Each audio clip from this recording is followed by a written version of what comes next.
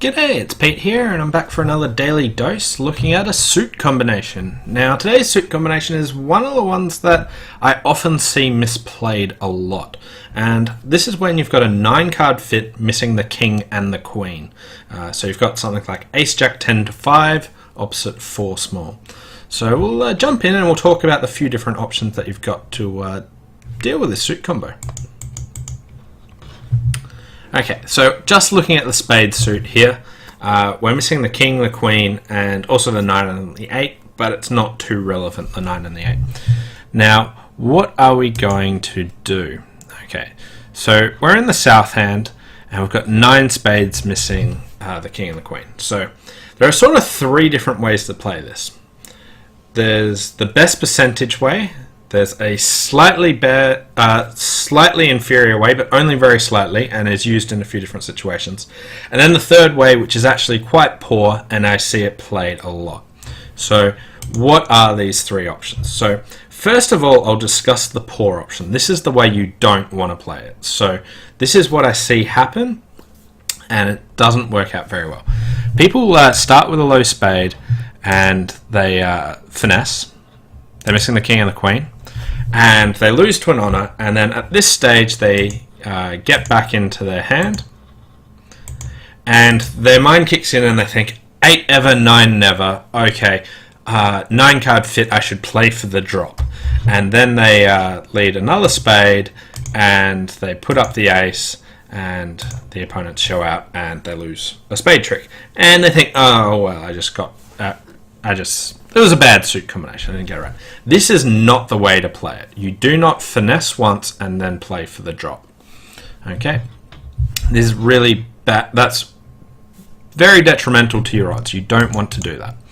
So if we go back to the start and do it. So first of all, where people go wrong is this 8 ever, 9 never stuff only applies with a 8 or a 9 card fit missing the queen. Here we're missing the king and the queen, so it does not apply in this situation.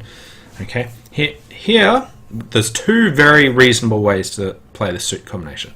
The first one is take a double finesse. So what we want to do is lead up to the 10 or the jack, get back to the south hand, and lead up to the other one as well. So we lead low, and we lose to an honor as expected, but if West had both the king and the queen, it would just win straight up. Then the opponents put us back in, and now we lead up again and we finesse again. So this line of play will work as long as East doesn't have both the king and the queen. If West has either one of them or both of them, we'll be able to only lose 1 trick.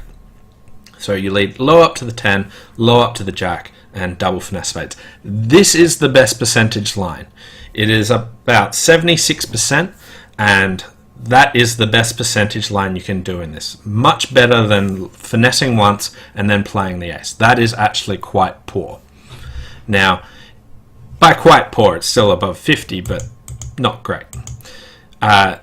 The alternative line, which is close to that 76%, but slightly inferior, is what you do is from the start, you just put up the ace and hope that the suit is either 2-2 or that there's a singleton honor.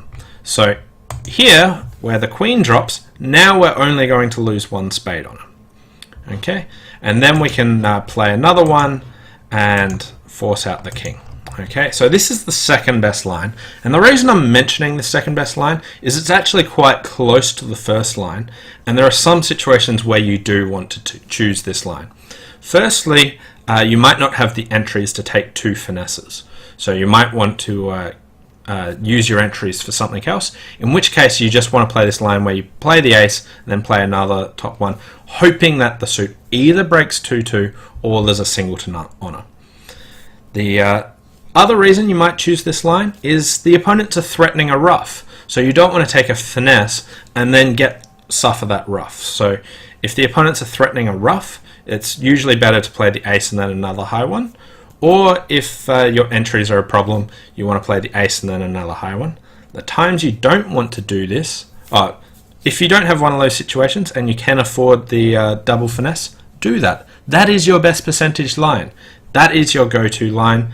If you have either the entry problems or you're worried about the opponents getting a ruff, you can consider playing the ace and then another high one. The reason that finessing the first time and then playing the ace is bad is it doesn't pick up the singleton honor situation. So if we just open it up so that you can see all the cards like this, if we finesse and lose to that queen and then play the ace, we lose to the king as well. But by playing the ace the first time, we protect against that singleton honor. So finessing and then playing the ace is strictly playing for the suit 2-2 or West having king-queen. But playing the ace and hoping that there's a singleton honor is the better way to do. So basically, don't finesse and then play the ace. Your two lines, main line, double finesse. That is your best odds. Second best line, ace and then the jack, and hoping that the suit's 2-2 or 3-1. And you choose that second line, which is slightly inferior, if you either have entry issues or if you're worried about the opponents getting a ruff and you need to draw trumps quickly. Anyway, thanks for watching. Hope you've enjoyed this daily dose, and we'll see you back tomorrow. Bye for now.